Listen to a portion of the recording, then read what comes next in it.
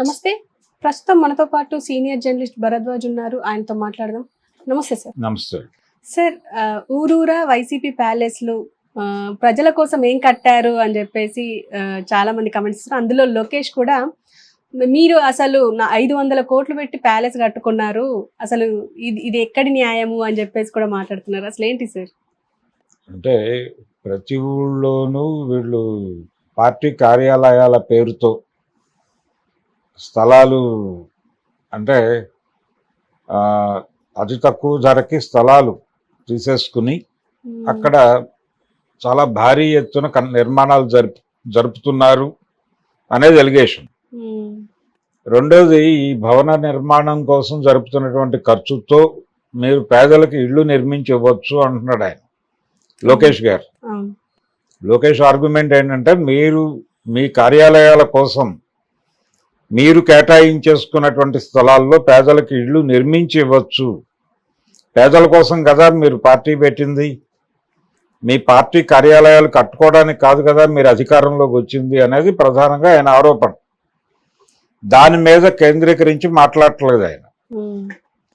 ఆయన ఎంతసేపు మీరు పార్టీ కార్యాలయాలు కట్టుకోవడం ఏమిటి అని మాట్లాడుతున్నాడు. పార్టీ కార్యాలయాలు ప్రతి పార్టీకి ఉంటుంది, కార్యాలయం లేకుండా ఎలా ఉంటుంది? ప్రతి ఊళ్ళోనూ ఒక అసెంబ్లింగ్ పాయింట్ ఉండాలి కదా. అందుకని వైఎస్ఆర్సీపీ వైజాగ్ క్యాపిటల్ అనే మాట వాళ్ళు అనుకున్నారు కాబట్టి వైజాగ్లో ఒక పెద్ద పార్టీ కార్యాలయం అనుకున్నారు. అలాగే వైజాగ్లోనే ఇప్పుడు మనం చూస్తున్నటువంటి వివాదాస్పదమైనటువంటి 5 భవనాల సముదాయం, అది ఒక భవనం కాదు, 5 భవనాల సముదాయం, అది కొంచెం కాంట్రవర్సీ అయింది. సీఎం క్యాంప్ ఆఫీస్ కూడా ఉంది దానిలో లింక్ అయి. అది జగన్మోహన్ రెడ్డి పేరుతో లేదు, వైఎస్ఆర్సీపీ పేరుతోనూ లేదు, అది ప్రభుత్వం పేరు మీదే ఉంది, ప్రభుత్వంతోనే ఉంది ఆ ల్యాండ్. ఎవరు అధికారంలోకి వచ్చినా దాన్ని వాడుకోవచ్చు. అది ఏం చేస్తారు, ఎలా చేస్తారు అనేది ఇప్పటి ప్రభుత్వం తీసుకోవాల్సిన నిర్ణయం. ఈ నిర్ణయాన్ని వచ్చే ప్రభుత్వం గౌరవించవచ్చు, గౌరవించకపోనువచ్చు, ఏదైనా జరగవచ్చు. కాబట్టి ఇదేదో ఆయన 500 కోట్లు అనే దాన్ని పట్టుకొచ్చి ప్రతిదానికి దాన్ని లింక్ చేస్తున్నారు. ప్రతి ఊళ్ళోనూ వీళ్ళు కార్యాలయం ఎందుకు కట్టారంటే, తెలుగుదేశం పార్టీ కూడా కార్యాలయాలు ఉన్నాయి ప్రతి ఊళ్ళోనూ. ఇప్పుడు హైదరాబాద్లో ఎన్టీఆర్ ట్రస్ట్ భవన్ ఉంది. ఎన్టీఆర్ ట్రస్ట్ భవన్ పేరుతో ఇక్కడ స్థలం కేటాయించింది ఎవరు? ప్రభుత్వమే కేటాయించింది కదా. ప్రభుత్వం కేటాయించినటువంటి స్థలంలో మీరు నిర్మాణం జరుపుకున్నారు. ఎన్టీఆర్ బ్లడ్ బ్యాంక్ కూడా ఉంది దానిలోనే. ఇంత వ్యవస్థని మీరు ఇక్కడ పార్టీ లేదు కదా మీది. తెలుగుదేశం పార్టీ గత 2 ఎన్నికల్లోనే ఇక్కడ పోటీ చేయలేదు కాబట్టి ఇక్కడ ఈ రాష్ట్రానికి సంబంధించని పార్టీ ఇది. కనీసం పార్లమెంట్ ఎన్నికల్లో కూడా నిలబడలేదు వాళ్ళు. సో ఇది 2 ఎన్నికల్లో నిలబడలేదు కాబట్టి సీరియస్గా ఈ పార్టీ ఇక్కడ పార్టిసిపేషన్ లేదు అని ఎన్టీఆర్ ట్రస్ట్ భవన్ అనే దాన్ని రద్దు చేసి ప్రభుత్వం తీసేసుకుంటే ఏంటి పరిస్థితి? అది తీసుకోలేదు కదా, అలాగే ఉంది కదా. ఎన్టీఆర్ ట్రస్ట్ నిరుపయోగంగా ఉంది కదా, అదేం పెద్ద యాక్టివిటీస్ ఏముంటాయి దానిలో. ఏపీలో ఇప్పుడు జగన్మోహన్ రెడ్డి గారి ఆఫీస్ ఉన్న ప్రాంతానికే కొంచెం అవతలకు తెలుగుదేశం పార్టీ కార్యాలయం కూడా ఉంది. అక్కడ యాక్టివిటీ జరుగుతోంది, ఎందుకంటే అక్కడ పార్టీ అధికారంలో ఉంది కాబట్టి.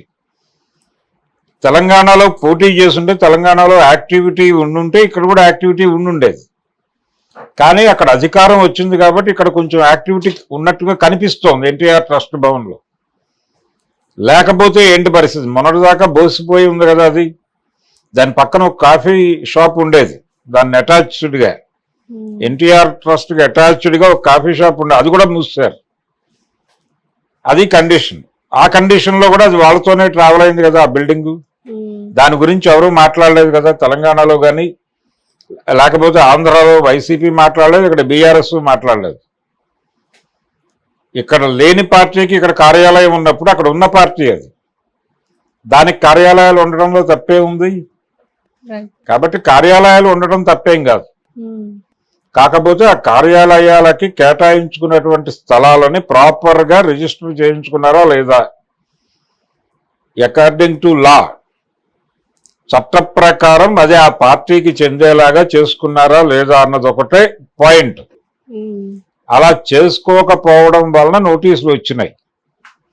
అలా చేసుకోకపోవడం వలన, అక్రమంగా నిర్మాణాలు జరపడం వలన మాత్రమే నిర్మాణాలు కూల్చివేత జరిగింది. ఈ నిర్మాణాల కూల్చివేతకు సంబంధించి కూడా నిన్న పొన్నవోలు సుధాకర్ రెడ్డి మీడియా ముందుకు వచ్చి మాట్లాడాడు. అంటే మేము కోర్టులో మూవ్ చేస్తున్నాం, ఈ లోపలనే తొందరపడ్డారు అని. తొందరపడతారు, ఎందుకంటే వాళ్ళ చేతిలో అవకాశం ఉన్నప్పుడు అధికారులు కూడా ఎవరికైతే ఇప్పుడు అధికారం ప్రజలు కట్టబెట్టారో వాళ్ళని ప్రసన్నం చేసుకోవాలని అధికారులు కూడా అనుకుంటారు కదా, ప్రభుత్వ అధికారులు. ఆ ప్రసన్నం కోసం చేసినటువంటి యాక్టివిటీ అది, ఆ బద్దలు కొట్టడం. రెండోది, దాదాపుగా ప్రభుత్వ ఉద్యోగులు వైఎస్ఆర్సీపీకి వ్యతిరేకంగా ఉన్నారు అనే మాట వాస్తవం. ఏ కారణం చేతైనా కావచ్చు, ఏ కారణం చేతనైనా మెజారిటీ ప్రభుత్వ ఉద్యోగులు వైఎస్ఆర్సీపీకి వ్యతిరేకంగా ఉన్నారు. వాళ్ళు కూడా అవకాశం ఉన్నప్పుడు ఎందుకు వదిలిపెట్టాలని కొట్టారు అక్కడ. అయిపోయింది. దాన్ని లీడ్ తీసుకుని అక్కడ 500 కోట్లు పెట్టారు అనే మాట ఒకటి లీడ్ తీసుకుని ఈ రెండిటి ఆధారంతో లోకేష్ గారు మాట్లాడుతున్నాడు. ఇప్పుడు ఏం మాట్లాడుతున్నాడు ఆయన? ఇన్ని కార్యాలయాలు అవసరమా అని మాట్లాడుతున్నాడు. ఆయన గొడవ ఏంటి? వైజాగ్లో 5 బిల్డింగుల గురించి 500 కోట్లు ఖర్చు పెట్టారు అనేది ఆయన గొడవ.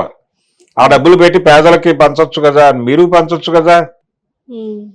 మీరు కూడా మీ కార్యాలయాలన్నీ క్లోజ్ చేసి మీకు ప్రతి ఊళ్ళోనూ ఉన్న కార్యాలయాలన్నీ మూసేసి పేదలకి కాంప్లెక్స్లు కట్టించి ఇవ్వండి. కాదన్నది ఎవరు? ఎవరు కాదనరు కదా. అందుకని తొందరపడి స్టేట్మెంట్లు ఇవ్వటం అనేది కొంచెం ఇబ్బందికరం. వాళ్ళు ప్రాపర్గా చూసుకోలేదు, అది లోపమే. 5 సంవత్సరాలు అధికారంలో ఉండి వాళ్ళకు సంబంధించిన ప్రాపర్టీస్ని కూడా సెక్యూర్ చేసుకోలేని పరిస్థితి. దీనికి ఒక కారణం మనం తిరిగి అధికారంలోకి వస్తామనేటువంటి భరోసా కావచ్చు. వైనాట్ 175 అన్నాడు ఆయన. ఆ వైనాట్ 175లోనే మేము మళ్ళీ వస్తామనేటువంటి సెన్స్ ఉంది. వీళ్ళందరూ చెప్పే పని ఏంటంటే మీరు చేసింది ఏమిటి అనే ఒక్క మాట మీద బతుకుతున్నారు. మీరు అధికారంలో ఉండగా చేసింది ఏమిటి అని.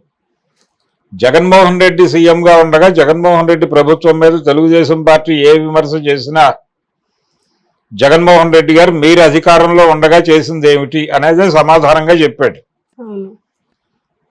ఇప్పుడు అదే సమాధానం వీళ్ళు చెప్తారు. మీరెందుకు దాడులు చేస్తున్నారు అంటే మీరు చేసింది ఏమిటి అనేది సమాధానం.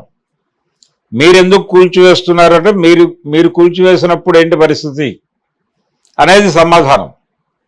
ఈ కూల్చివేతలు తప్ప రైటా అనేది మాట్లాడట్లేదు ఎవడు. మీరు చేశారు కాబట్టి మేము చేస్తాం, ఇంతే. ఇదే సమాధానం. ఎక్కడైనా కానీ ఇదే జరుగుతుంది. అందుకని లోకేష్ గారి ప్రకటన అది వాళ్ళ పార్టీకి కూడా వర్తిస్తుంది అనేది దృష్టిలో పెట్టుకుని మాట్లాడాలి ఆయన. Okay sir, thank you.